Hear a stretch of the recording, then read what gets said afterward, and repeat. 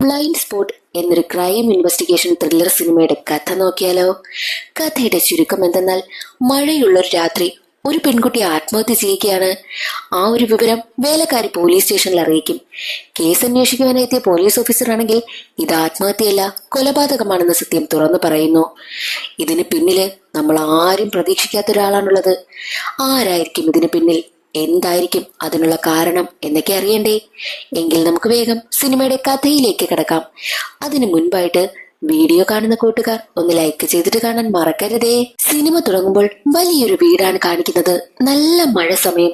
അവിടെ ദിവ്യ എന്നൊരു പെൺകുട്ടി അവളുടെ കുഞ്ഞിനെയും മുറക്കിക്കൊണ്ട് നിൽക്കുകയായിരുന്നു. അപ്പോൾ ദിവ്യയുടെ ഹസ്ബൻഡായിട്ടുള്ള ജയറാം ബിസിനസ് മീറ്റിംഗിന് സംബന്ധമായിട്ട് പുറത്തേക്ക് പോകുവാനായിട്ട് റെഡിയാകുന്ന സമയം ദിവ്യ ഹസ്ബൻഡിനടുത്തെത്തിയിട്ട്, സത്യം പറ, നിങ്ങൾ എവിടെ പോവുകയാ?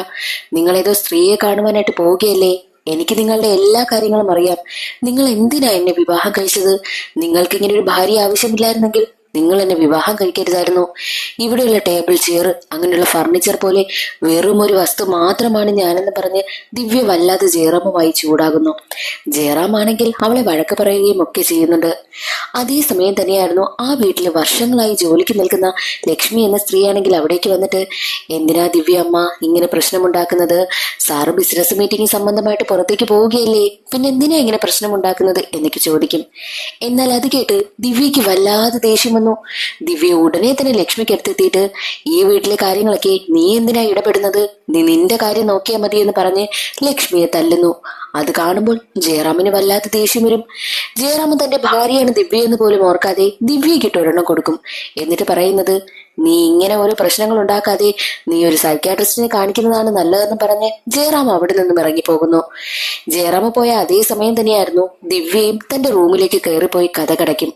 കുഞ്ഞാണെങ്കിൽ ഒറ്റപ്പെട്ടൊരവസ്ഥയിലിരിക്കുകയാണ്. കുഞ്ഞ് നല്ല ഉറക്കം. കുറെ കഴിഞ്ഞതും കുഞ്ഞുണരുന്നു. വല്ലാതെ കരയുവാനായും തുടങ്ങി. കുഞ്ഞിന്റെ കരച്ചിൽ കണ്ട ലക്ഷ്മിയാണെങ്കിൽ കുഞ്ഞിന് വിശക്കുന്നെന്ന് മനസ്സിലായി ഉടനെ തന്നെ കുഞ്ഞിനെയും എടുത്ത് ദിവ്യയുടെ മുറിക്കടുത്തേക്ക് ചെല്ലും. മുറിയിൽ ഒരുപാട് തട്ടുന്ന സമയത്തും മുറി തുറക്കുന്നതേയില്ല. കുഞ്ഞിന് വിശക്കുന്നു, കുഞ്ഞിന് പാല് കൊടുക്ക്, അതുകൊണ്ടാ കുഞ്ഞ് കരയുന്നത് ദിവ്യ അമ്മ എന്നൊക്കെ ലക്ഷ്മി പറയുന്നു. എന്നാൽ കഥക് തുറക്കുന്നതേയില്ല. സംശയം തോന്നി ലക്ഷ്മിയാണെങ്കിൽ കഥക് തള്ളി തുറന്നു നോക്കിയപ്പോൾ കാണുന്നത് ദിവ്യ തൂങ്ങി മരിച്ചു നിൽക്കുന്ന കാഴ്ചയാണ്. അത് കണ്ട് ഷോക്കായി നിൽക്കുകയാണ് ലക്ഷ്മി. ലക്ഷ്മി ഉടനെ തന്നെ സ്റ്റേഷനിൽ വിവരം അറിയിക്കുന്നു. അങ്ങനെ ദിവ്യയുടെ മരണം അന്വേഷിക്കുവാനായിട്ട് എത്തുകയാണ് വിക്രം എന്ന പോലീസ് ഓഫീസർ. ഈ വിക്രമാണ് കഥാനായകനും. വിക്രമിനൊപ്പം റാം ബാബു എന്നൊരു കോൺസ്റ്റബിളുമുണ്ട്. സംഭവ സ്ഥലത്തേക്ക് എത്തിയ വിക്രമാണെങ്കിൽ ലക്ഷ്മിയോട് ഇത് എത്ര മണിക്കാ സംഭവിച്ചത് എന്നൊക്കെ ചോദിക്കും. ഏകദേശം ഒരു 2 മണിയായി കാണുമെന്നും ലക്ഷ്മി പറയുന്നു. എന്താണ് യഥാർത്ഥത്തിൽ സംഭവിച്ചതെന്ന് ചോദിക്കുമ്പോൾ ജയറാമുമായിട്ട് ചെറിയൊരു വഴക്കിട്ടു, അങ്ങനെ അതിനുശേഷമാണ് പിന്നെ ദിവ്യ ഇങ്ങനെ തൂങ്ങി മരിച്ച നിലയിൽ കണ്ടതെന്നുമൊക്കെ ലക്ഷ്മി പറയും. ദിവ്യ തൂങ്ങി മരിച്ചു നിന്ന ആ ഒരു റൂമിലേക്ക് പോയി വിക്രം അന്വേഷിക്കുന്നു. അവിടെ മാകി നോക്കും, എങ്ങനെയാണ് കയറ് കെട്ടിയിരിക്കുന്നത്, അങ്ങനെയുള്ള കാര്യങ്ങളൊക്കെ ഏകദേശം പരിശോധിക്കും. മാത്രമല്ല തറയിൽ നിന്നും ഒരു വസ്തുവൊക്കെ വിക്രമിന് കിട്ടുന്നു. വിക്രം അത് എവിഡൻസ് ആയിട്ട് സൂക്ഷിച്ചു വെക്കും. മാത്രമല്ല വിക്രം റാം ബാബുവിനോട് പറയുന്നുണ്ട്, പുറത്ത് നല്ല മഴ, ജയറാം ബിസിനസ് മീറ്റിംഗ് സംബന്ധമായിട്ട് പുറത്തു പോയിരിക്കുകയല്ലേ, ഉറപ്പായിട്ടും ഇപ്പോൾ എയർപോർട്ടിൽ എത്തി കാണത്തേ ഉള്ളൂ. മഴയായതുകൊണ്ട് ഫ്ലൈറ്റും ഡിലേ ആയിരിക്കും. എത്രയും വേഗം ജയറാമിനെ കൂട്ടിക്കൊണ്ടു വരുവാനായിട്ട് റാം ബാബുവിനോട് പറഞ്ഞു. അങ്ങനെ റാം ബാബു ആണെങ്കിൽ എയർപോർട്ടിലേക്കും പോവുകയാണ്. അതേസമയം തന്നെയായിരുന്നു വിക്രം ലക്ഷ്മിയെ ചോദ്യം ചെയ്യുന്നത്. അല്ല, ഈ ദിവ്യക്ക് ബന്ധുക്കളാരുമില്ലേ എന്ന് ചോദിക്കുമ്പോൾ ലക്ഷ്മി പറയുന്നത്, ദിവ്യക്ക് ബന്ധുക്കളൊന്നുമില്ല, ദിവ്യ ഒരു അനാഥയാണ്. അങ്ങനെയാണ് സാർ ദിവ്യയെ കല്യാണം കഴിച്ചത് എന്നുള്ള കാര്യം ലക്ഷ്മി പറയും. ഈ ജയറാമിന് ബന്ധുക്കൾ ആരുമില്ലേ എന്ന് വിക്രം ലക്ഷ്മിയോട് ചോദിക്കുമ്പോൾ, ഉണ്ട്, ഒരു സഹോദരനുണ്ട്, ആദിത്യ എന്നും ലക്ഷ്മി പറയുന്നു. പിന്നീട് ആദിത്യയാണ് കാണിക്കുന്നത്.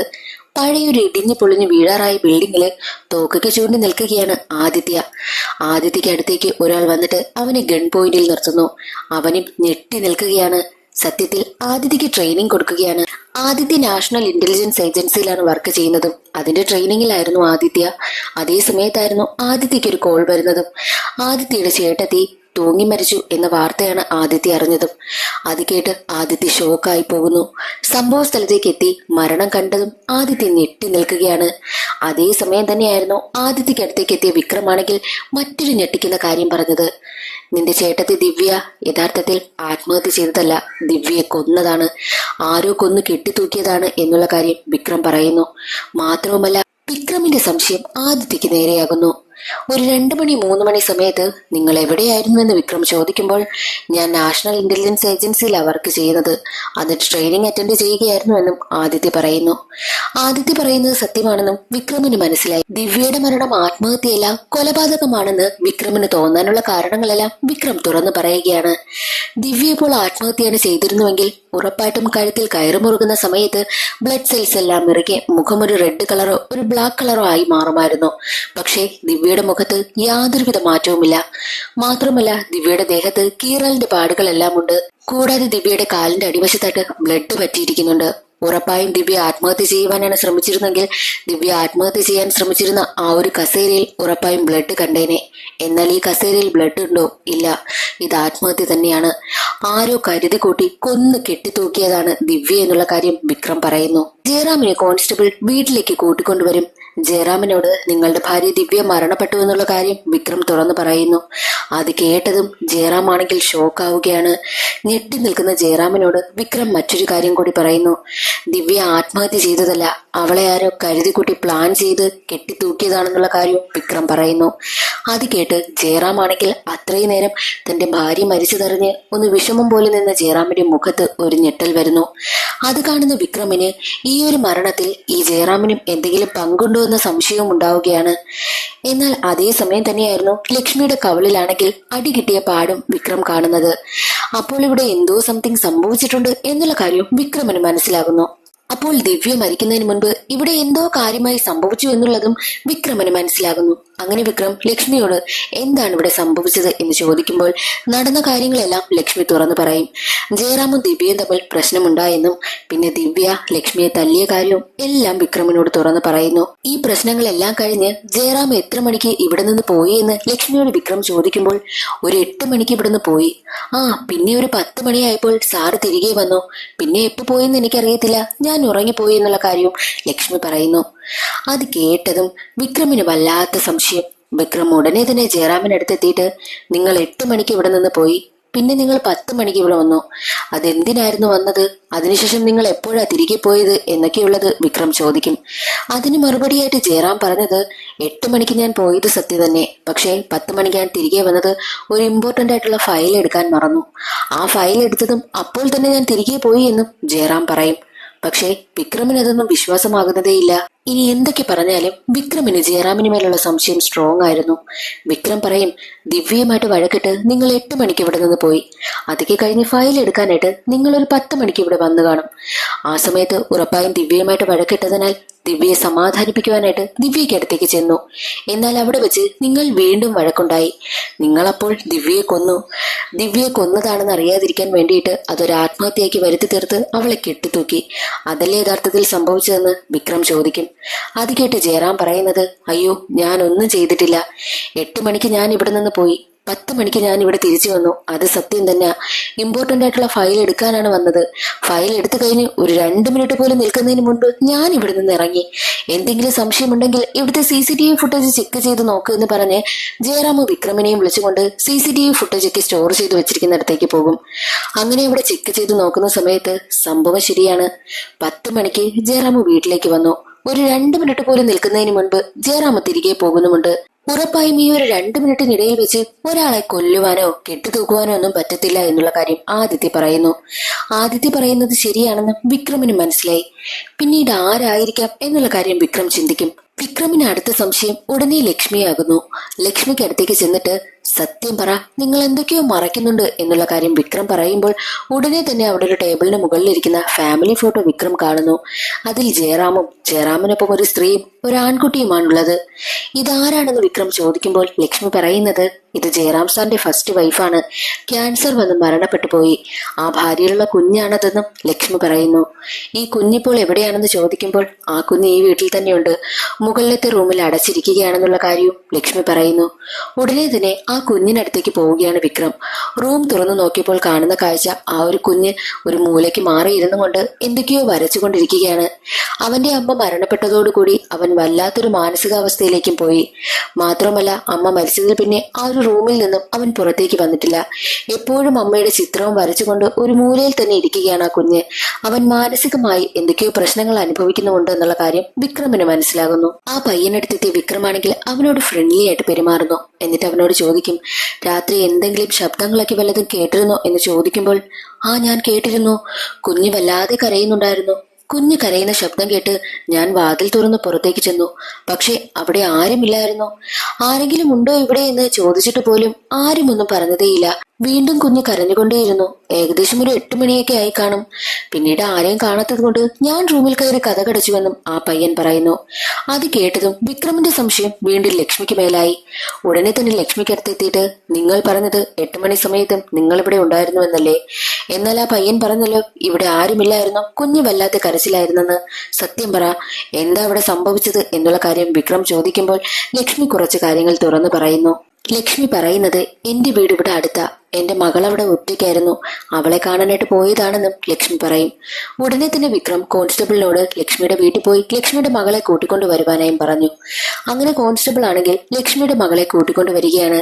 ലക്ഷ്മിയുടെ മകളെ കണ്ടതും വിക്രം അവളോട്, നിന്റെ പേരെന്താന്ന് ചോദിക്കുന്നു. എന്റെ പേര് മാനസ എന്ന് വളരെ ടെൻഷനോട് കൂടിയാണ് മാനസ മറുപടി പറഞ്ഞതും. മാനസമല്ലാത്ത ടെൻഷനോട് കൂടിയാണ് തന്റെ പേര് പറഞ്ഞതും. അതെല്ലാം കാണുന്ന വിക്രമാണെങ്കിൽ ഉടനെ തന്നെ പറയും, ദിവ്യയുടെ കൊലയാളിയെ കണ്ടുകിട്ടി, അത് മറ്റാരുമല്ല ലക്ഷ്മിയുടെ മകളായ മാനസയാണ് എന്നുള്ളത് കൃത്യമായ തെളിവോടുകൂടിയാണ് പറയുന്നതും. തെളിവുകൾ എന്തെന്നാൽ, ദിവ്യ തൂങ്ങി മരിച്ചു നിന്ന ആ ഒരു മുറിയിൽ നിന്നും ഒരു മുത്ത് കിട്ടിയിരുന്നു. ആ മുത്ത് യഥാർത്ഥത്തിൽ എന്തെന്നാൽ മാനസയുടെ കമ്മലിലേതാണ്. മാനസയുടെ കമ്മലിൽ നിന്നും ഒരു മുത്ത് നഷ്ടമായിട്ടുണ്ട്. കറക്റ്റ് ആ മുത്ത് ഈ കമ്മലിലേത് തന്നെയാണെന്നും വിക്രം പറയുന്നു. കൂടാതെ മാനസയുടെ ദേഹത്തും കീറൽ പാടുകളും ഒക്കെയുണ്ട്. അതുപോലെ തന്നെ ദിവ്യയുടെ ദേഹത്തും ഉണ്ടായിരുന്നു. അപ്പോൾ ഈ ഒരു കൊലപാതകത്തിന് ഉത്തരവാദി മാനസ തന്നെയാണ്. നീ സത്യം തുറന്നു പറഞ്ഞു കഴിഞ്ഞാൽ നിനക്ക് ഉറപ്പായിട്ടും ശിക്ഷയിൽ ഇളവ് കിട്ടും. അഥവാ നിന്റെ അമ്മയാണ് കൊലയാളി എന്ന് ഏറ്റെടുത്തിട്ട് ജയിലിൽ പോവുകയാണെങ്കിൽ നിന്റെ അമ്മയ്ക്ക് ഉറപ്പായിട്ടും ജീവിതകാലത്ത് ജയിലിൽ നിന്ന് ഇറങ്ങാൻ പറ്റില്ല. നീ സത്യം പറ, എന്ത് വേണമെന്ന് നീ തീരുമാനിക്കുന്നു വിക്രം പറയുന്നു. ഉടനെ തന്നെ സങ്കടം സഹിക്കാനാകാത്ത മാനസയാണെങ്കിൽ തന്റെ അമ്മയെ കെട്ടിപ്പിടിച്ച് കരയുന്നു. പിന്നീട് യഥാർത്ഥത്തിൽ എന്താണ് സംഭവിച്ചതെന്ന് ഒരു ഫ്ലാഷ് ബാക്കിലൂടെയാണ് കാണിക്കുന്നതും. ആ ഒരു പെരുമഴ പെയ്യുന്ന സമയത്ത് ലക്ഷ്മി മാനസയ്ക്ക് അടുത്തേക്ക് എത്തി. മാനസ വീട്ടിൽ ഒറ്റയ്ക്കായിരുന്നല്ലോ. മാനസയ്ക്ക് ആഹാരമൊക്കെ പാചകം ചെയ്ത് കൊടുക്കുന്നതിന് വേണ്ടിയിട്ടാണ് ലക്ഷ്മി എത്തിയിരിക്കുന്നതും. ഒരു കാര്യം ചെയ്, നീ വീട്ടിലേക്ക് പോയിട്ട് കുഞ്ഞിനെ നോക്ക്, അപ്പോൾ നിനക്ക് കഴിക്കാനുള്ള ആഹാരമെല്ലാം ഞാൻ പാചകം ചെയ്ത് വെച്ചിട്ട് വരാമെന്നും ലക്ഷ്മി പറഞ്ഞു. അതനുസരിച്ച് മാനസയാണെങ്കിൽ ദിവ്യയുടെ വീട്ടിലേക്ക് പോകും. കരഞ്ഞുകൊണ്ടിരുന്ന കുഞ്ഞിനെ സമാധാനപ്പെടുത്തി ഉറക്കുകയായിരുന്നു മാനസ. അതേ സമയത്തായിരുന്നു ദിവ്യ മുകളിൽ നിന്ന് വിളിച്ചതും. ഉടനെ തന്നെ മാനസ ദിവ്യയ്ക്കടുത്തേക്ക് എത്തി. എന്നാൽ ദിവ്യയാണെങ്കിൽ ജയറാം അടിച്ചതിന്റെ ദേഷ്യത്തിലിരിക്കുകയായിരുന്നു. മാത്രമല്ല, ഈ മാനസയുടെ അമ്മയായ ലക്ഷ്മിയും ജയറാമും തമ്മിൽ റിലേഷൻഷിപ്പ് ഉള്ള കാര്യം ദിവ്യയ്ക്ക് നന്നായിട്ട് അറിയാം. ആ ഒരു ദേഷ്യവും ദിവ്യയുടെ മനസ്സിലുണ്ട്. എന്തിനാ നിന്റെ അമ്മയും നീയും കൂടി എന്റെ ജീവിതം നശിപ്പിക്കാനായി എത്തിയിരിക്കുന്നത്? നിങ്ങൾക്ക് ഇവിടെ നിന്ന് ഇങ്ങോട്ടെങ്കിലും പൊയ്ക്കൂടെ എന്നൊക്കെ പറഞ്ഞ് തന്റെ ദേഷ്യം മുഴുവൻ മാനസയ്ക്ക് മേൽ തീർക്കുന്നു. എന്നാൽ ഈ മാനസയാണെങ്കിൽ മുൻപും തന്റെ അമ്മയായ ലക്ഷ്മിയെ ദിവ്യ ടോർച്ചർ ചെയ്യുന്നത് കണ്ടാണ് വളർന്നതും. അതുകൊണ്ട് തന്നെ മാനസയ്ക്കും ദിവ്യയോട് നല്ല ദേഷ്യമുണ്ടായിരുന്നു. ഈ ദിവ്യ ലക്ഷ്മിയെ ടോർച്ചർ ചെയ്യുന്നത് മാനസയ്ക്ക് അറിയാമല്ലോ. മാത്രമല്ല, ദിവ്യ ഇപ്പോൾ മാനസയും ഒരുപാട് വഴക്ക് പറയുന്നുണ്ട്. അതുകൊണ്ട് തന്നെ ആ ഒരു ദേഷ്യം സഹിക്കാനാകാതെ മാനസയാണെങ്കിൽ ദിവ്യയുടെ കഴുത്തിൽ പിടിക്കും. ദിവ്യയും അതുപോലെ തന്നെ മാനസയുടെ കഴുത്തിൽ പിടിക്കുകയാണ്. ഒടുവിൽ ഈ മാനസയാണെങ്കിൽ ദിവ്യയെ പിടിച്ചങ്ങ് തള്ളും. ദിവ്യയുടെ തല വന്ന് ഭിത്തിയിലിടിച്ച് അവൾ ബോധം കെട്ട് തറയിലേക്കും വീഴുന്നു. അത് കണ്ട് പേടിച്ച മാനസ ഉടനെ പോയി ലക്ഷ്മിയെ കൂട്ടിക്കൊണ്ടുവരും. ലക്ഷ്മി വന്ന് നോക്കുന്ന സമയത്ത് ദിവ്യ മരിച്ചിരുന്നു. ദിവ്യ മരിച്ചതും രണ്ടുപേരും ഞെട്ടി നിൽക്കുകയാണ്. നീ ഇതിലൊന്നും ഇടപെടണ്ട, ഞാൻ നോക്കിക്കോളാം, ഞാൻ ഈ ഒരു കാര്യം ഡീല് ചെയ്യാമെന്നും ലക്ഷ്മി മാനസയോട് പറഞ്ഞു. തന്റെ മകളെ രക്ഷിക്കുന്നതിന് വേണ്ടിയിട്ടാണ് ലക്ഷ്മി അത് ആത്മഹത്യയാക്കി മാറ്റിയതും. എന്നാൽ ഈ മാനസയ്ക്ക് ദിവ്യയോട് ഇത്രയും ദേഷ്യം വരുവാനായിട്ട് മറ്റൊരു കാരണം കൂടിയുണ്ട്. എന്തെന്നാൽ സ്കൂളിൽ പോകുന്ന മാനസയെ കുട്ടികൾ വല്ലാതെ ടോർച്ചർ ചെയ്യുമായിരുന്നു. നിന്റെ അച്ഛൻ ആരാ, നിനക്ക് അച്ഛനുണ്ടോ, അതോ നിന്റെ അച്ഛൻ ആരെന്ന് നിനക്കറിയാമോ എന്നൊക്കെ ചോദിച്ചാണ് അവളെ കളിയാക്കുന്നതും. അത് സഹിക്കാനാകാതെ വീട്ടിലെത്തിയ മാനസയാണെങ്കിൽ, സത്യം പറ, എന്റെ അച്ഛൻ ആരാ, ഇന്ന് എനിക്ക് ആ സത്യം അറിയണം, ഇല്ല എന്നൊരിക്കൽ ഞാൻ ആത്മഹത്യ ചെയ്യുമെന്ന് പറഞ്ഞ് ഒരു കത്തിയെടുത്ത് കയ്യിൽ വെച്ച് ഭീഷണിപ്പെടുത്തിക്കൊണ്ടിരുന്നു. തന്റെ മകളുടെ ഭീഷണി താങ്ങാനാകാതെ അവളുടെ അച്ഛനാരെന്നുള്ള സത്യം ലക്ഷ്മി തുറന്നു പറയും. അച്ഛൻ മറ്റാരുമല്ല, ജയറാമാണ്. ജയറാമാണ് നിന്റെ അച്ഛൻ എന്നുള്ള കാര്യം മാനസയോട് തുറന്നു പറഞ്ഞു. അന്നു മുതലാണ് മാനസ സ്ഥിരമായിട്ട് ആ ഒരു വീട്ടിൽ പോകുവാനായിട്ട് ആരംഭിച്ചത്. ആ ഒരു വീട്ടിൽ താൻ ഇങ്ങനെയൊക്കെ ജീവിക്കേണ്ടതാണല്ലോ എന്നൊക്കെ മാനസയുടെ ചിന്ത വന്നു. അതേ സമയത്തായിരുന്നല്ലോ ലക്ഷ്മിയും അവിടേക്ക് വന്നതും. താൻ ഈ ഒരു വീട്ടിൽ താമസിച്ചിരുന്നുവെങ്കിൽ എങ്ങനെയൊക്കെയായിരുന്നു അവിടെ ജീവിക്കുന്നത് എന്നൊക്കെ മാനസ ഇമാജിൻ ചെയ്യുമായിരുന്നു. എന്നാൽ അപ്പോഴെല്ലാം ദിവ്യ അവരെ വല്ലാതെ ടോർച്ചർ ചെയ്യും. ലക്ഷ്മിയും ജയറാമും തമ്മിലുള്ള ബന്ധം ദിവ്യക്ക് നന്നായിട്ട് അറിയാം. അതുകൊണ്ടാണ് ദിവ്യ അവരെ വല്ലാതെ ടോർച്ചർ ചെയ്യുന്നതും. അതുകൊണ്ടാണ് മാനസയ്ക്ക് ദിവ്യയോട് അത്രയും ദേഷ്യം മനസ്സിലുണ്ടായിരുന്നതും. ഇപ്പോൾ സത്യമെല്ലാം പുറത്തായല്ലോ. അടുത്ത ദിവസം തന്നെ ലക്ഷ്മിയും മാനസയും പോലീസ് സ്റ്റേഷനിലേക്ക് കൂട്ടിക്കൊണ്ടു പോവുകയാണ് വിക്രം. ദിവ്യയുടെ ഡെഡ് ബോഡി ഫോറൻസിക് ടീമിനും കൈമാറി. റിപ്പോർട്ട് വാങ്ങുവാനായിട്ട് എത്തുന്ന സമയത്താണ് ഡോക്ടറിൽ നിന്നും മറ്റൊരു കാര്യം വിക്രം അറിയുന്നത്. എന്തെന്നാൽ യഥാർത്ഥത്തിൽ ദിവ്യ മരിച്ചത് തലക്കേറ്റ ആ ഒരു അടി കൊണ്ടല്ല, അത് ചെറിയൊരു അടി കിട്ടിയതാണ്. അതിൽ മരിക്കുവാൻ വേണ്ടിയിട്ട് ഒന്നുമില്ല. എന്നാൽ ദിവ്യ മരണപ്പെട്ടത് ശരീരത്തിനുള്ളിൽ വിഷം കലർന്നിട്ടാണ്. ആരോ ദിവ്യയ്ക്ക് വിഷം കൊടുത്തിട്ടുണ്ട് എന്നുള്ള കാര്യം ഡോക്ടർ പറയുന്നു. ആ ഒരു കാര്യം ജയറാമിനോട് അറിയിക്കുകയാണ് വിക്രം. വിക്രം ഈ ഒരു കാര്യം ജയറാമിനോട് പറയുന്നതെല്ലാം ജയറാമിന്റെ ഫസ്റ്റ് ഭാര്യയിലെ കുട്ടി കേട്ടുകൊണ്ട് നിൽക്കുകയാണ്. അവൻ വെള്ളം കുടിച്ചുകൊണ്ട് നിൽക്കുന്ന സമയമായിരുന്നു. വിക്രം ഇത് പറയുന്നത് കേട്ട് ടെൻഷനായ ആ ഒരു കുട്ടിയുടെ കയ്യിൽ നിന്നും ഗ്ലാസ് തറയിൽ വീണ് പൊട്ടി. അവൻ പേടിച്ച് റൂമിലേക്ക് കയറി ഓടുന്നു. ഇതെല്ലാം വിക്രം കാണുന്നുണ്ട്. അവന്റെ പിന്നാലെ അവൻ എന്ത് പറ്റിയെന്ന് അറിയുവാനായിട്ട് വിക്രമും കയറി ചെല്ലും. റൂമിലേക്ക് പോയ ആ ഒരു കുട്ടിയാണെങ്കിൽ കബോർഡിന് പിന്നിലായിട്ട് ഒളിച്ചു നിൽക്കും. അവനെ പുറത്തേക്ക് എത്ര വിളിച്ചിട്ടും അവൻ വരുന്നതേയില്ല. ആ ഒരു കബോർഡിനുള്ളിൽ എന്താണെന്ന് അറിയുന്നതിന് വേണ്ടിയിട്ട് വിക്രം ആ ഒരു കബോർഡ് തുറന്നു നോക്കി. അപ്പോൾ കാണുന്ന കാഴ്ച ആ കുട്ടിയുടെ അമ്മയുടെ സാധനങ്ങളായിരുന്നു അതിനുള്ളിൽ ഉണ്ടായിരുന്നത്. അമ്മ ഉപയോഗിച്ച എല്ലാ സാധനങ്ങളും അവൻ കളക്ട് ചെയ്ത് സൂക്ഷിച്ചു വെച്ചിരിക്കുകയാണ്. മാത്രമല്ല അതിൽ നിന്നും ഒരു പോയിസന്റെ ബോട്ടിലും കിട്ടുന്നു. ആ പോയിസന്റെ ബോട്ടിൽ കയ്യിലെടുത്ത് വിക്രം ആ കുട്ടിയോട് ചോദിക്കും, സത്യം പറ, യഥാർത്ഥത്തിൽ എന്താ സംഭവിച്ചത്? പിന്നീട് ഒരു ഫ്ലാഷ് ബാക്ക് ആണ് കാണിക്കുന്നത്. അന്ന് കുഞ്ഞൊരുപാട് കരഞ്ഞിരുന്ന ശബ്ദം ആ ഒരു കുട്ടി കേട്ടല്ലോ. കുഞ്ഞ് കരയുന്ന ശബ്ദം കേട്ട് കുഞ്ഞിനടുത്തേക്ക് എത്തിയപ്പോഴാണ് ദിവ്യയാണെങ്കിൽ അവനോട് വിളിച്ചിട്ട് ഫ്രിഡ്ജിൽ ജ്യൂസ് ഇരിപ്പുണ്ട്, അത് എടുത്തുകൊണ്ട് വരുവാനായി പറഞ്ഞത്. ആ ജ്യൂസ് എടുത്തുകൊണ്ട് കൊടുക്കുന്ന സമയത്തായിരുന്നു അവനതിൽ വിഷം കലർത്തി കൊണ്ടുവന്ന് കൊടുത്തതും ദിവ്യ അത് കുടിച്ച് മരണപ്പെട്ടു പോയതും. ദിവ്യയ്ക്ക് കുടിക്കാൻ കൊടുത്ത ജ്യൂസിലാണ് അവൻ വിഷം കലർത്തി കൊടുത്തതെന്നുള്ള കാര്യം വിക്രമിനോട് അവൻ പറയുന്നു.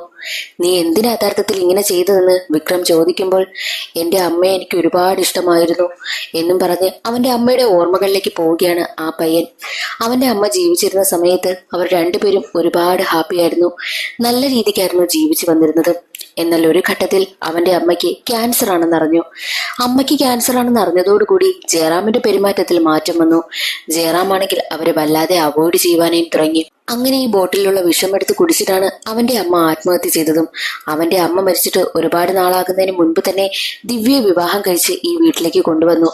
ദിവ്യ അവന് ഒട്ടും ഇഷ്ടമല്ല. അതുകൊണ്ട് തന്നെയാണ് അവന്റെ അമ്മ ഏത് വിഷം കഴിച്ചാണോ മരിച്ചത് അതേ വിഷം തന്നെ ദിവ്യയ്ക്ക് അവൻ കൊടുത്തത് എന്നുള്ള കാര്യം വിക്രം അറിയുന്നതും. ദിവ്യയ്ക്ക് കൊടുത്തു എന്ന് പറയപ്പെടുന്ന പോയിസണും ബോട്ടിലും പരിശോധനയ്ക്കായിട്ട് വിക്രം അയക്കും. അതിന്റെ റിസൾട്ട് വരുന്ന സമയത്താണ് ഞെട്ടിക്കുന്നൊരു കാര്യം അവരറിയുന്നതും. അവിടെയാണ് കഥയിലൊരു ട്വിസ്റ്റും.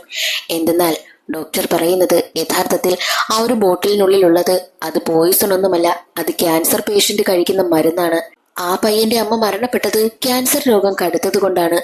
പിന്നെ അവന്റെ അമ്മ ഈ ബോട്ടിലുള്ള മരുന്ന് കഴിക്കുന്നത് അവൻ കാണുന്നുണ്ടായിരുന്നല്ലോ.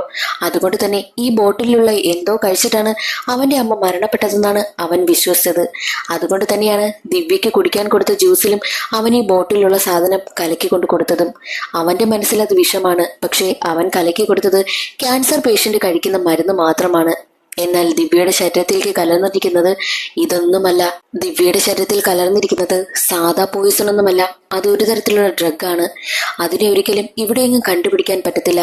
പൂനെയിലുള്ള ഇൻസ്റ്റിറ്റ്യൂട്ടിൽ മാത്രമേ അതിനെ കണ്ടുപിടിക്കാനായി പറ്റത്തുള്ളൂ. ആ ഒരു ഡ്രഗിനെ അത്ര പെട്ടെന്നൊന്നും ആരുടെയും കൈവശം കിട്ടാനും പോകുന്നില്ല. ഈ ഡ്രഗിനെ പറ്റിയിട്ട് കൂടുതൽ അറിയാവുന്ന, അതിനെ ഏകദേശം ഉപയോഗിക്കാനും പറ്റുന്ന ഒരാളാണ് ഇതിന് പിന്നിൽ. അത്രയ്ക്കും റെയർ ആയിട്ടുള്ള ഡ്രഗാണത്. ആ ഒരു ഡ്രഗ് ഉപയോഗിച്ചാണ് ദിവ്യയെ കൊലപ്പെടുത്തിയിരിക്കുന്നതും.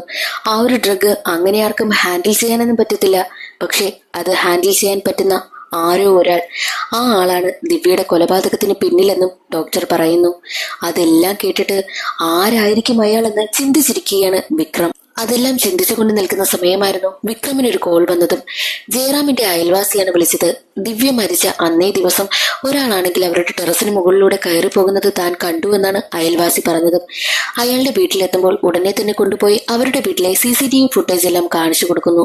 ദേ, ഇയാൾ തന്നെയാണ് കൊലയാളിയെന്നും വിക്രം ഉറപ്പിക്കുന്നു. ആ ഒരു ഫുട്ടേജിന്റെ അടിസ്ഥാനത്തിൽ ഇൻവെസ്റ്റിഗേഷൻ ആരംഭിച്ചു. പക്ഷേ വിചാരിച്ചതുപോലെ ഒന്നും തന്നെ കണ്ടെത്തുവാനായും പറ്റിയില്ല. അതിന്റെ ടെൻഷനിലിരിക്കുകയാണ് വിക്രം. അതേ സമയത്തായിരുന്നു ഫോറൻസിക് വിഭാഗം ഡോക്ടറിൽ നിന്നും വിക്രമിനൊരു കോൾ വരുന്നതും. വീണ്ടും വിക്രമിനെ ഞെട്ടിക്കുന്നൊരു വാർത്തയാണ് ഡോക്ടർ പറഞ്ഞത്. ഡോക്ടർ പറഞ്ഞതനുസരിച്ച് ഫോറൻസിക് ലാബിലേക്ക് എത്തുമ്പോൾ വിക്രം കാണുന്ന കാഴ്ച ലാബ് മുഴുവൻ ആരോ കത്തിച്ചിരിക്കുന്നു. അത് മറ്റാരുമല്ല, കില്ലർ തന്നെയാണ് കത്തിച്ചിരിക്കുന്നതും. മുഴുവൻ എവിഡൻസും ലാബിൽ തന്നെയായിരുന്നല്ലോ ഉണ്ടായിരുന്നത്. ആ ഒരു എവിഡൻസ് എല്ലാം നശിപ്പിച്ച് കളയുന്നതിന് വേണ്ടിയിട്ടാണ് കില്ലർ ഇങ്ങനെ ലാബ് മുഴുവനായിട്ടും കത്തിച്ചു കളഞ്ഞത്. എന്ത് ചെയ്യുമെന്ന് വിക്രം ചിന്തിച്ചു നിൽക്കുന്നു. കൂടാതെ ഇവിടെയൊക്കെ അന്വേഷിച്ചു കളഞ്ഞാൽ എന്തെങ്കിലും ഒരു തുമ്പ് കിട്ടാതിരിക്കില്ല എന്ന് ചിന്തിച്ച് വിക്രമാണെങ്കിൽ അവിടെ ആകെ അന്വേഷിക്കും. അതേ സമയത്ത് ഒരു കാർഡ് വിക്രമിന് കിട്ടുന്നു. പകുതി കത്തിക്കരിഞ്ഞ നിലയിലായിരുന്നു ആ ഒരു കാർഡ് ഉണ്ടായിരുന്നത്. ആ ഒരു കാർഡ് ഉടനെ തന്നെ തന്റെ കോൺസ്റ്റബിളിനെ കാണിച്ചിട്ട്, രാംബാബു, കൊലയാളിയെ ഞാൻ കണ്ടെത്തി, ദേ ഇവനാണ് ആളെന്ന് പറഞ്ഞിട്ട് ആ ഒരു കാർഡിലെ ഫോട്ടോ കാണിച്ചു കൊടുക്കും. അത് മറ്റാരുമല്ല, ജയറാമിന്റെ സഹോദരനായ ആദിത്യയായിരുന്നു ആള്. ആദിത്യയാണ് കൊലയാളി എന്ന് മനസ്സിലാക്കി വിക്രമാണെങ്കിൽ ഉടനെ തന്നെ ആദിത്യയുള്ള സ്ഥലം കണ്ടുപിടിക്കുവാനായിട്ടും പോലീസുകാരോട് പറഞ്ഞു. ആദിത്യയുടെ ലൊക്കേഷൻ കണ്ടുപിടിച്ച ഉടനെ തന്നെ വിക്രമാണെങ്കിൽ അവിടേക്ക് ഒറ്റയ്ക്ക് പോവുകയാണ്. തന്റെ കൈവശം ഒരു തോക്കുമുണ്ട്. അതും കയ്യിൽ കൊണ്ടാണ് ആദിത്യയുടെ വീട്ടിനുള്ളിലേക്ക് വിക്രം കയറുന്നതും. അവിടെ കറണ്ടുമില്ലായിരുന്നു, നല്ല ഇരുട്ടായിരുന്നു. അതേ സമയത്ത് ആദിത്യ വിക്രമിന്റെ മുന്നിൽ വരും. രണ്ടുപേരും അവിടെ വെച്ച് വലിയൊരു ഫൈറ്റ് തന്നെ നടക്കും. ഫൈറ്റിനൊടുവിൽ ആദിത്യയാണെങ്കിൽ വിക്രമിനെ കീഴ്പ്പെടുത്തി. പിന്നീട് വിക്രം കണ്ണു തുറക്കുമ്പോൾ കാണുന്ന കാഴ്ച വിക്രമിനെ കസേരയിൽ കെട്ടിയിട്ടിരിക്കുകയാണ്. മയക്കത്തിൽ നിന്നും ഉണർന്ന വിക്രമാണെങ്കിൽ തന്റെ ഓപ്പോസിറ്റ് ഇരിക്കുന്ന ആദിത്യയെ കാണും. ആദിത്യ വിക്രമിനോട് ചോദിക്കും, ഒടുവിൽ എങ്ങനെ കേസ് സോൾവ് ചെയ്തല്ലേ? സത്യത്തിൽ ഈ കേസ് സോൾവ് ചെയ്തത് നിങ്ങളല്ല, ഞാൻ തന്നെയാണെന്ന് പറഞ്ഞ് ആദിത്യ നമ്മളെ എല്ലാവരെയും ഞെട്ടിക്കുന്ന ഒരു സത്യം തുറന്നു പറയുന്നു. യഥാർത്ഥ കില്ലർ ആദിത്യയല്ല, ആദിത്യയുടെ മുന്നിലിരിക്കുന്ന ഇൻവെസ്റ്റിഗേഷൻ ഓഫീസറായിട്ടുള്ള വിക്രമാണ്. ഇത്രയും സമയം നായകനായിട്ട് നമ്മൾ കരുതിയിരുന്ന വിക്രം തന്നെയാണ് ദിവ്യയുടെ കൊലയാളി. ഈ ആദിത്യക്ക് വിക്രമിനെ സംശയം വരുവാനായിട്ട് ഒരു കാരണമുണ്ട്. ജയറാമിന്റെ അയൽവാസിയാണെങ്കിൽ CCTV ഫുട്ടേജ് കാണിച്ചു കൊടുത്തല്ലോ. അതോടുകൂടി കൊലയാളി എന്തായാലും ഒരു ഔട്ട്സൈഡർ ആണെന്ന് ആദിത്യക്ക് മനസ്സിലായി. മാത്രമല്ല, ഈ വിക്രമാണെങ്കിൽ ഇൻവെസ്റ്റിഗേഷനായിട്ട് ദിവ്യയുടെ വീട്ടിൽ വന്ന സമയത്തെല്ലാം ഒരു വാച്ച് കയ്യിൽ കെട്ടിയിരുന്നു. ആ വാച്ച് എന്ന് പറയുന്നത് സ്പെഷ്യൽ ആയിട്ടുള്ള ഒരു കീ കൊടുത്താൽ മാത്രം വർക്ക് ചെയ്യുന്ന വാച്ചാണത്. മാത്രമല്ല, വിക്രമിന്റെ വാച്ച് 10:15 സ്റ്റോപ്പ് ആയിട്ടുണ്ട്. ആ ഒരു വാച്ചിന്റെ കീ ശരിയാക്കുന്നതിന് വേണ്ടിയിട്ടാണ് വിക്രമാണെങ്കിൽ ഇടയ്ക്ക് വെച്ച് ഒരു വാച്ചിന്റെ ഷോറൂമിൽ പോയതും. ആ ഒരു കാര്യം ആദിത്യ കണ്ടുപിടിച്ചിരുന്നു. വാച്ചിന്റെ കീ ഉപയോഗിച്ചാണ് വിക്രമാണെങ്കിൽ ദിവ്യയുടെ ദേഹത്ത് ആ ഒരു ഡ്രഗ് ഇൻജെക്ട് ചെയ്തു കൊടുത്തതും. മാത്രമല്ല, അതെല്ലാം കഴിഞ്ഞ് തിരികെ പോകുന്ന വിക്രമിന് എങ്ങനെയായാലും ഈ ഒരു കേസ് ലോക്കൽ പോലീസ് സ്റ്റേഷനിൽ തന്നെ വരുമെന്ന് വിക്രമിന് ഉറപ്പായിരുന്നു. എങ്ങനെയെങ്കിലും ആ ഒരു കേസ് ഏറ്റെടുത്ത് അത് ക്ലോസ് ചെയ്യണമെന്നായിരുന്നു വിക്രമിന്റെ മൈൻഡിൽ. എന്നാൽ ആ ഒരു കേസ് ഏറ്റെടുത്ത് ദിവ്യയുടെ വീട്ടിൽ എത്തിയപ്പോൾ കണ്ട കാഴ്ച തൂങ്ങി മരിച്ചു നിൽക്കുന്നതാണ്. ലക്ഷ്മിയും മാനസയും കരുതിയത് അവർ പിടിച്ച് തള്ളിയത് കൊണ്ടാണ് ദിവ്യ മരണപ്പെട്ടതാണെന്ന്. പക്ഷേ അല്ല, ദിവ്യയുടെ ദേഹത്ത് വിക്രമാണെങ്കിൽ ഒരു ഡ്രഗ് ഇൻജെക്ട് ചെയ്തല്ലോ. അതുകൊണ്ട് തന്നെയാണ് ദിവ്യ മരണപ്പെട്ടത്. കേസ് അന്വേഷിക്കാനെത്തിയ വിക്രമിന് അതൊരു ഉപകാരമായി. അതുകൊണ്ട് തന്നെ ആ ഒരു കേസ് എങ്ങനെയെങ്കിലും ലക്ഷ്മിയുടെയും പിന്നെ ലക്ഷ്മിയുടെ മകളായ മാനസയുടെയും തലയിൽ ഇട്ടുകൊടുക്കുവാനായിട്ട് വിക്രം തീരുമാനിച്ചു. എന്നാൽ ഫോറൻസിക് വിഭാഗം ഡോക്ടറാണെങ്കിൽ റിപ്പോർട്ട് വെച്ച് ദിവ്യയുടെ ദേഹത്തൊരു ഡ്രഗ് ചെന്നിട്ടുണ്ട് എന്നുള്ള കാര്യം അവതരിപ്പിച്ചതോടുകൂടി വിക്രമിന്റെ കണക്കുകൂട്ടലുകളെല്ലാം തെറ്റി. എങ്ങനെയെങ്കിലും ആ ഒരു കേസ് ആദിത്യയുടെ മണ്ടയിൽ കൊണ്ടുവന്ന് ഇട്ടുകൊടുക്കുവാനായിട്ടും വിക്രം തീരുമാനിച്ചു. മാത്രമല്ല, തെളിവെല്ലാം ഉള്ളത് ഫോറൻസിക് ലാബിലാണല്ലോ. അതുകൊണ്ട് തന്നെ ആരും അറിയാതെ വിക്രം ആ ഒരു ലാബ് കത്തിക്കുകയും സംശയമെല്ലാം ആദിത്യയുടെ തലയിൽ വരുവാൻ വേണ്ടിയിട്ട് ആദിത്യയുടെ കത്തിക്കരിഞ്ഞൊരു കാർഡും അവിടെ കൊണ്ടുവന്നിട്ടു. എല്ലാത്തിനും പിന്നിലും വിക്രം തന്നെയാണ്. ഇതെല്ലാം മുൻകൂട്ടി മനസ്സിലാക്കിയ ആദിത്യയാണെങ്കിൽ ആ ഒരു കാര്യമെല്ലാം വിക്രമിന്റെ കോൺസ്റ്റബിളിനോട് പറഞ്ഞു. യഥാർത്ഥ കൊലയാളി മറ്റാരുമല്ല, നമ്മുടെ പോലീസ് ഇൻസ്പെക്ടറായിട്ടുള്ള വിക്രം തന്നെയാണെന്നുള്ള കാര്യം കോൺസ്റ്റബിളിനോട് പറഞ്ഞു.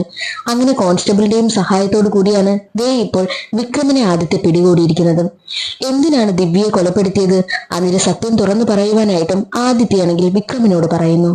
പിന്നീട് ഒരു ഫ്ലാഷ് ബാക്ക് ആണ് കാണിക്കുന്നത്. വിക്രമിന്റെ കുട്ടിക്കാലം. പാവപ്പെട്ട കുടുംബത്തിലാണ് വിക്രം ജനിച്ചത്. ദാരിദ്ര്യവും കഷ്ടപ്പാടുമായിരുന്നു വിക്രമിനുണ്ടായിരുന്നതും. വിക്രമിന് അച്ഛനില്ല, അമ്മ മാത്രമായിരുന്നു അവനുണ്ടായിരുന്നതും. കഷ്ടപ്പെട്ടാണ് അവനെ അമ്മ വളർത്തിക്കൊണ്ടുവന്നതും. എന്നാൽ ഒരു ഘട്ടത്തിൽ അമ്മ മരണപ്പെട്ടു പോയി. എങ്ങനെയെങ്കിലും പഠിച്ച് മുന്നിൽ വരിക എന്നത് മാത്രമായിരുന്നു വിക്രമിന്റെ ലക്ഷ്യവും. ഒരനാഥനെ പോലെയായിരുന്നു പിന്നീട് അവന്റെ അങ്ങോട്ടുള്ള ജീവിതവും. അങ്ങനെ ഇരിക്കുന്ന സമയത്തായിരുന്നു അവന്റെ ജീവിതത്തിലേക്ക് ദിവ്യ കടന്നു വന്നതും.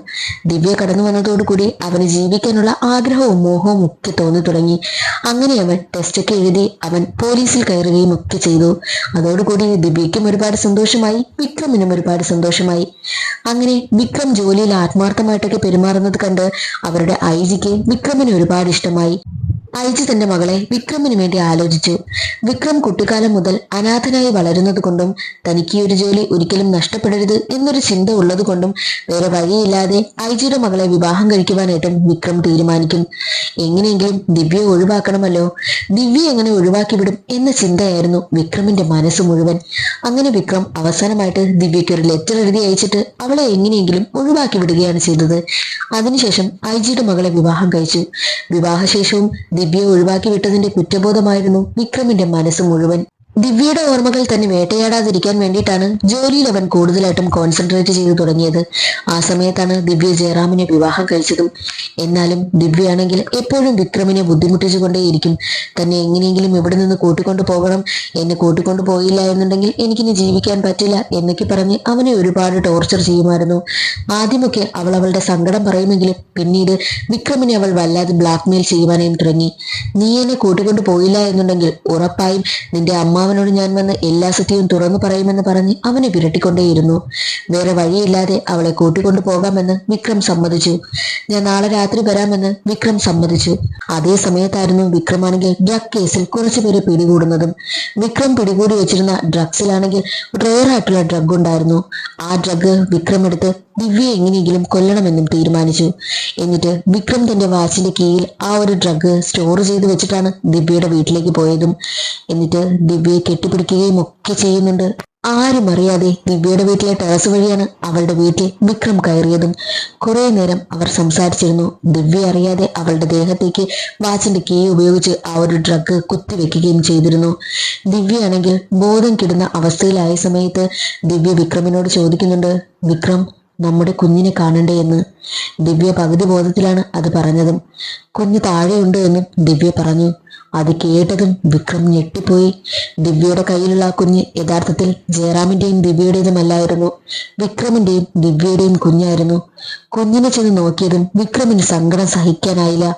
എങ്ങനെയെങ്കിലും ദിവ്യയെ തന്റെ ജീവിതത്തിൽ നിന്നും ഒഴിവാക്കണമെന്നാണ് വിക്രം വിചാരിച്ചത്. എന്നാൽ ഒഴിവാക്കാൻ പറ്റാത്ത വലിയൊരു ബന്ധം വിക്രമിന് ദിവ്യയുമായിട്ടുണ്ടായിരിക്കുന്നല്ലോ. കുഞ്ഞിനെ കണ്ടതോടുകൂടി വിക്രമിന് തന്റെ കുറ്റബോധം അടക്കാനായും പറ്റിയില്ല. പുറത്തിറങ്ങി അവൻ ഒരുപാട് അലറിക്കരയും. ഇപ്പോൾ സത്യമെല്ലാം തെളിഞ്ഞിരിക്കുകയാണല്ലോ. അങ്ങനെ വിക്രമിനെ പോലീസ് അറസ്റ്റും ചെയ്ത് കൊണ്ടുപോകുന്നു. വാനിൽ കൊണ്ടുപോകുന്ന സമയത്ത് വിക്രമിന് തന്റെ കൂടെ ദിവ്യ ഉള്ളതായിട്ടൊക്കെ തോന്നും. അവൻ കുറ്റബോധം കാരണം പൊട്ടിക്കരയുന്നുമുണ്ട്. അതോടുകൂടി സിനിമയുടെ കഥ ഇവിടെ അവസാനിക്കുന്നു. ഇന്നത്തെ ഈ ഒരു വീഡിയോ എല്ലാവർക്കും ഇഷ്ടമായി എന്ന് കരുതുന്നു. ഇഷ്ടമായാൽ ഒന്ന് ലൈക്ക് ചെയ്ത് സപ്പോർട്ട് ചെയ്യാനും ചാനൽ ഇഷ്ടമായാൽ സബ്സ്ക്രൈബ് ചെയ്യാനും മറക്കരുതേ. അടുത്തൊരു സിനിമയുടെ കഥയിൽ കാണാം. അതുവരെ എല്ലാവർക്കും ബൈ.